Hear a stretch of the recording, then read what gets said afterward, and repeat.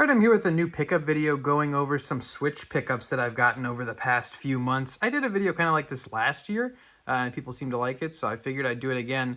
The main thing of this video is that Best Buy has, I think it's called their Total Plus or Total Pro membership. It's $50 a year. I don't even remember the benefits from it, to be completely honest. But it seems like once a year around September, August, somewhere around there, it was like late summer. Um, no, it had to have been sometime in July, actually. It was like right after, it doesn't matter. They do a buy two, get one free Switch games. So not only do they have that, but they also allow you to do pre-orders on it. So I went in and swept up a ton of Switch games. Just as it's an amazing deal, really. I mean, $60 games, if you're getting one for free and you divide that, it's like you're getting, $40 a game. So that's an awesome deal. So you got to think of it that way. And I figured I'd just kind of go over that as well as another Switch pickup that I got that I just thought was cool. So I will start first with the other Switch pickup. I did buy, when it came out in September with the Echoes of Wisdom game, the Switch Lite Zelda edition. So I've never had a Switch Lite before. So I thought it would be cool to have just in the collection. And I have, a Zelda collection as well, so I try to get as many of the Zelda systems as I can. So kind of a no-brainer. Switch Lites are pretty inexpensive. I mean, only $200. I think this was $210. I don't know. You got to get that Zelda tax. It doesn't come with the game installed or anything. You do get a 12-month membership in there. But I'm just going to keep this, unopened, unused, new, and just have it as just something cool to have for the collection and a display and everything. But figured I'd include that. And then the games I got as part of the buy two, get one free. I got 9 games, so I ended up getting three games for quote unquote free. I try to, when I pre-order them, get them in like similar price range, because some games are $40, some games are 50, some games are more, as we'll see. And I'll kind of go over in like order of release to the best of my abilities, but some of them might not be right. The only game I got that was not a pre-order was, and I've not played it. Some of these I haven't played yet. It's just I couldn't pass up the deal, so I'm going to put them on the backlog for now. Aiden Chronicle 100 Heroes. So this one I actually want to play. I want to play the Suikoden like HD remasters that are coming out at the beginning of next year. I want to play those, so then I kind of have the context, because this is like a spiritual successor to Suikoden. I remember this was kickstarted probably 5 years ago at this point. It ended up coming out.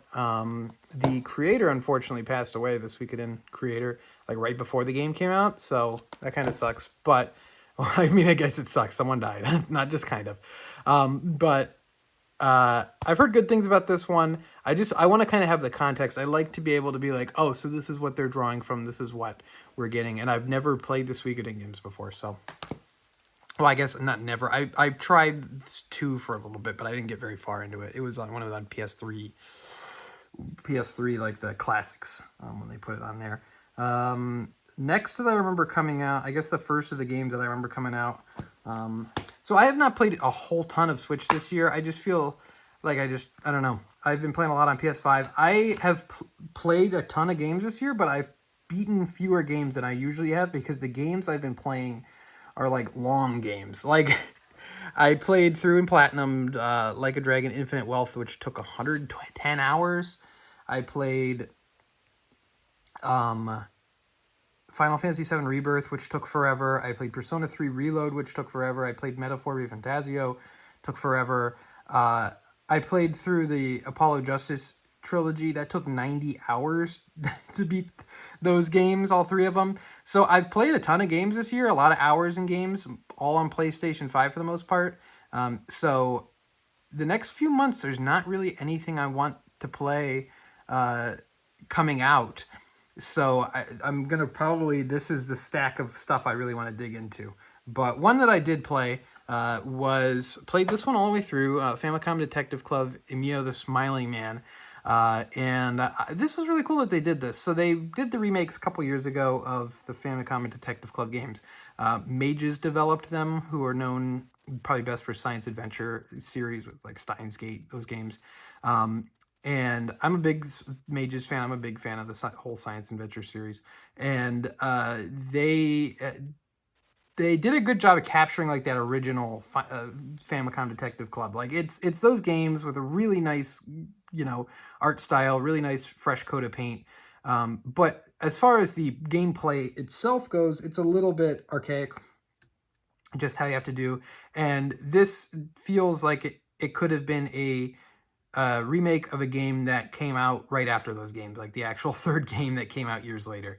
And for some people, that might be a big turnoff. This is less of a visual novel. This is an adventure game, obviously story-based adventure game.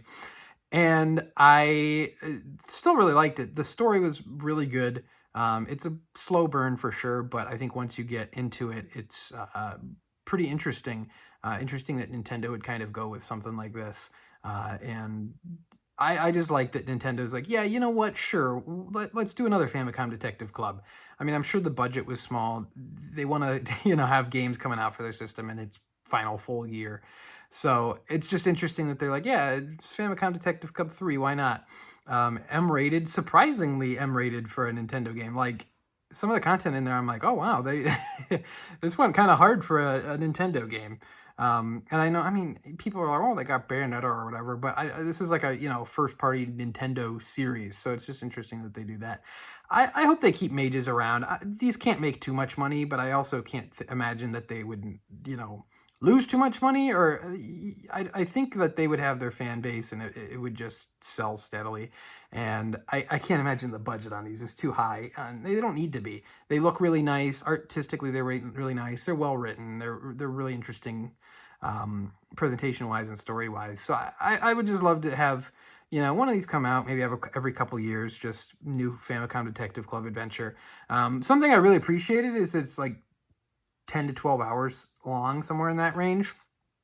Some of these, adventure games, adventure games can get a little bit too long. Like with the Rain Code, that game last year, I liked that game a lot. 2Kyo Games game, but like, why it was like 40 hours long? It's like, I get what you're going for here, but you don't need 40 hours to tell a story. And these are two different types of games, but still, really cool. Hope they do more with the series at some point. Trying to think what's next up in the run here. So the Ace Attorney Investigations Collection. This is sealed. I also bought this digitally on PlayStation as well, just because I like to play the Ace Attorney games over there so I can get the platinums. Obviously, if you guys watch the channel, Ace Attorney is one of my favorite game series, and I'm super happy that they finally brought the last two of the games that were not on HD consoles, which are the Investigation games. Investigations 2 was never actually officially localized either. There was like a fan translation that came out a number of years ago, and I played it a long time ago. Like 2017, I think at the beginning of 2017, I played the sequel. And it's one of actually the best Ace Attorney games, which is what a shame is that it just never came out over here for the longest time. But it's here, officially Capcom localized. I think it's awesome though that fan community came together and localized it, and super cool. But I'm glad that it's also officially localized as well. And it's just a really well done game. This version of it looks really nice. I'm glad that these are over here. And I wonder if they'll ever do an Investigations 3. It's interesting that they put out Apollo Justice Trilogy Collection earlier this year, I think in January, and then they put this out in September. So something tells me, and I know it's already been leaked, that there's Ace Attorney 7 is at some point happening, but something tells me they might be just trying to get everything out so that it can, probably hopefully be next year, 2026. But it's just super cool. We have all of the Ace Attorney games on modern systems, on Xbox and Switch and PC and PlayStation. So it's like, yeah, we're set. We're good. We're ready for a new one. And hopefully it draws in a new fan base to really come out in droves for the 7th game. But super awesome to have this here. I should mention something I'm not thrilled about, like driving. There's something I do want to mention about driving people to buy something just because of potential scarcity. If you're interested in Emio at all, I'd recommend you grab it, like physically. I think it's $50, just at any point, because this kind of has all the markings of a game that will probably at some point be pretty hard to come by. And whether or not pretty hard to come by also means valuable. In the future, I mean, looking at patterns with Nintendo games and first-party Nintendo games that are a bit more obscure, usually that means yes, but I can't imagine this had a super high print run. I can't imagine that it's going to be sold for years and years and years to come brand new. So if that's one you're interested in, I would probably recommend snapping it up before it becomes way too expensive to get. But I'm not, saying that to be like, oh, speculate. You think you should speculate and think this is worth something, because who knows? It could be worth nothing. It could be clearanced out like Codename Steam or something at some point. So who has any idea? But just a thought. Next up, one that I've shamefully not gotten to. I intend to play it at some point. I heard that there was some problems with the performance, so I'm wondering, like, Switch 2 will come out. I can't imagine it'll have some games, but once you finish that first round of like launch games or whatever, I can't imagine it's going to be like popping off too much. So I think that'll be a good time to play like the games that I was like, this is a little bit performance weird on Switch original model. So I think I might save it for that. I'll be honest, I like the Link's Awakening remake, but just I don't know. I something about this one, when I've heard it's good and it looks good, but at the same time, something about just this one with like the gimmick, it doesn't really interest me. The people who are like, oh, well, it's more like almost like a old school Zelda game that's like Breath of the Wild with all this weird experimentation. I'm like, it looks like it still has the classic stuff I want with Zelda, but it has this new stuff that I don't really like want to have with Zelda. And I like the Breath of the Wild and Tears of the Kingdom. I like those games, but that's not really what I play Zelda for. I play it for the dungeons and for the exploration like that. Not as much as the open-ended exploration. So I don't know. If I'm off base on this one, let me know. I mean, I plan on playing it at some point, but right now it's kind of a wait and see type thing. I mean, there's nothing really to wait and see about. It's just it's on the backlog, I guess. But I don't know, just something about it where I'm like, I don't really want a gimmick where I'm like making beds and trying to solve puzzles like scribble knots in this game. I just kind of want to explore dungeons and stuff like that. And Zelda's never been one to shy away from gimmicks, so I guess maybe I'm off base a little bit. But another one I want to dive into, still sealed though, Final Fantasy Collection. So this is actually $74.99, so a little bit more expensive. The Square Enix knows how to milk us. This is really cool because this is the Final Fantasy, like the collection that came out a few years ago. I remember the physical version of this came out in the middle of the night, exclusive to the Square Enix store. And it was, I think they made like 2 copies of it, so it was like impossible to get, super expensive to get. Finally, they reprinted it like normal company would reprint it. And you have a collection of like your most famous games ever. And you're like, yeah, the physical version of this, we're going to make it so that you can't buy it normally. It's like, come on, just let me buy this. So my experience with pre-7 Final Fantasy is very limited. I have not played through any of them all the way through. So what I'd like to do at some point is try them all. I don't know if I'll finish all of them. I mean, some of them, like I think like 2 and 3 really don't interest me. Arguably even 1, 2, and 3 going all the way through. Although I'd like to at least try to go through 1 just to see kind of the start. But there's no excuse that I have not played Final Fantasy 4, 5, and 6 all the way through. Like, those are classics. So I'd like to rectify that at some point, especially 6. But also, I've heard great things about 4 and 5 as well. But that's just an awesome little bundle. I mean, having all 6 of those games on 1 cartridge is like, it's a no-brainer. You got to buy that almost. Next we got Super Mario Party Jamboree. So this is probably the best Mario Party since the GameCube era. ND Cube, which is now Nintendo Cube, took over the Mario Party games after 8, when Hudson stopped making them, got like absorbed by Konami. And I think this company this team is pretty hit or miss. I liked the Wii Party game, and Wii Party U is also pretty decent. As far as party games go, I mean, that's really all they make. They made like Clubhouse games for the Switch and everything. But they made Mario Party 9, which is dreadful. Mario Party 10, which is just truly vile. They made a couple of dud Mario Parties on 3DS, like the Top 100, which is like what a turd. I don't know what they were thinking with that one. And then their first good Mario Party game was Superstars, which is just remaking the old Hudson boards.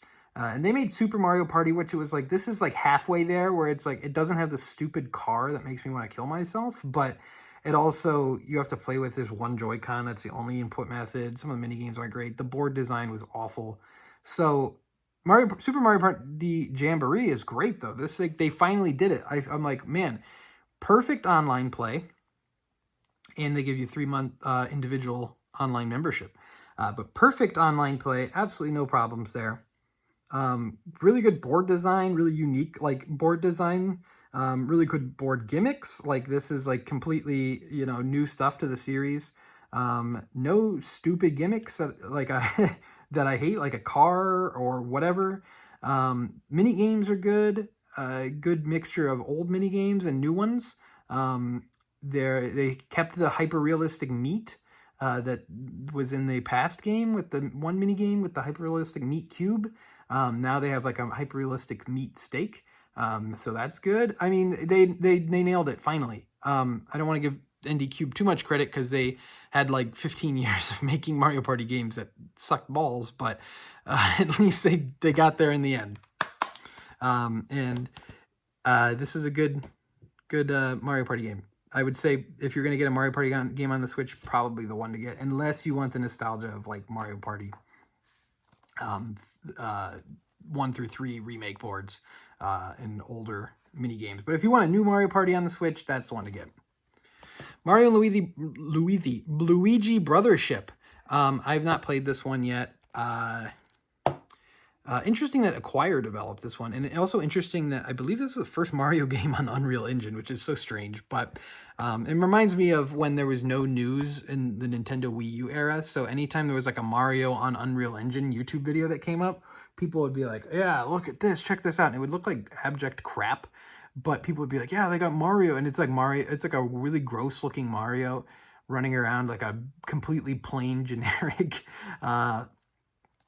like grasslands, and then it would be like, Nintendo, you got to hire this man, and Nintendo hired this man. But Acquire developed it, which I think is interesting. They did like Octopath Traveler most recently for Switch, so seems like a good fit. I've heard mixed things about this one. I do want to play it probably sometime in January. I'll get to it, I'd imagine. Just I have a decent stack of games I want to play. But I think this looks really good. I didn't really care for the 3DS era of Mario and Luigi games. I didn't, the Dream Team, that one was fine. The Paper Mario one wasn't very good. I didn't play that one for very long. But I do really like the DS and GBA, Superstar Saga and the DS games. So at some point, this looks like more like those and less like that. But at some point, I do want to play this one. Although I don't know, I've heard it's a little bit talkative, a little handholdy, which is not exactly what I love to see in something like this. But I still think it looks pretty fun. So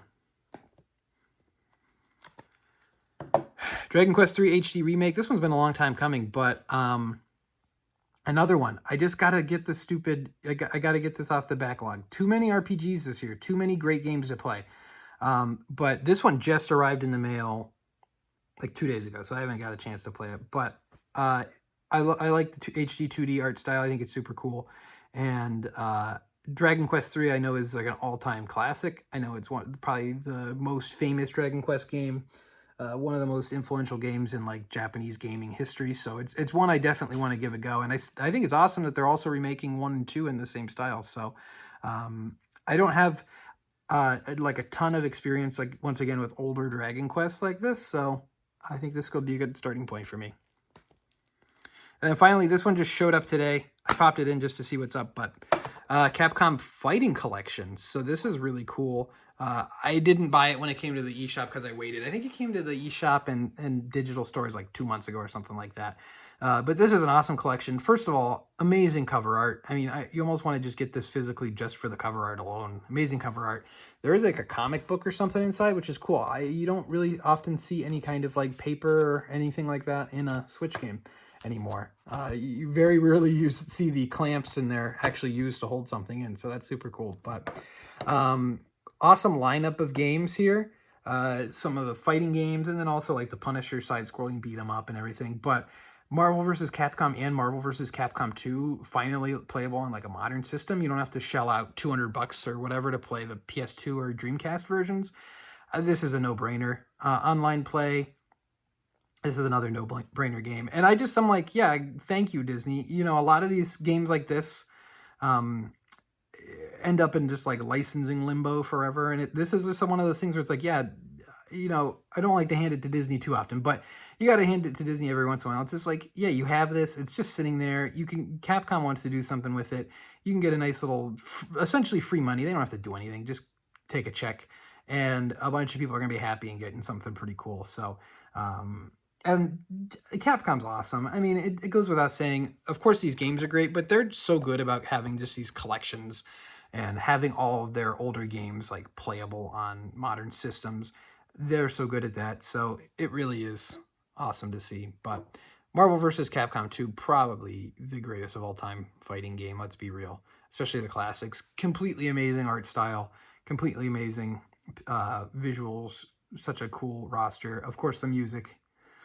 So strange for that game, but it works so well. So awesome stuff. So yeah, stack of Switch games. Try not to hate me too much that I haven't played some of them. They're on the backlog for sure. Would like to get to them, but I gotta say it's still shocking to me. I mean, we're finishing up the 7th year of the Switch. I wouldn't imagine Switch 2 is coming out until later next year. It's shocking to me how many great games are still coming to this thing. Like, I remember the last year of the 3DS and the Wii U. Even you could probably say arguably the last 2 years. If you look at 2015, 2016 for the 3DS and Wii U, yikes. So, I mean, we're really in a much better place when it comes to that. So, excited to see the Switch still going. Excited for Metroid Prime 4. A lot of these great games coming out next year as well. Excited to see what even is coming out next year and see more. But Switch is still kicking despite everything. The library's massive. I mean, probably, I gotta say, probably all-time one of the all-time great libraries up there with like PS2 and DS and all that. So if you enjoyed this video, make sure to leave a like. Leave a comment down below what you've been playing lately, or what Switch games you've been picking up, or just what games in general you've been picking up. If you recommend any of the games I haven't got a chance to play yet. Subscribe if you're not already subscribed. Follow me over on Blue Sky. My username on there is Objo Gaming. And until next time, I'd like to thank you for watching.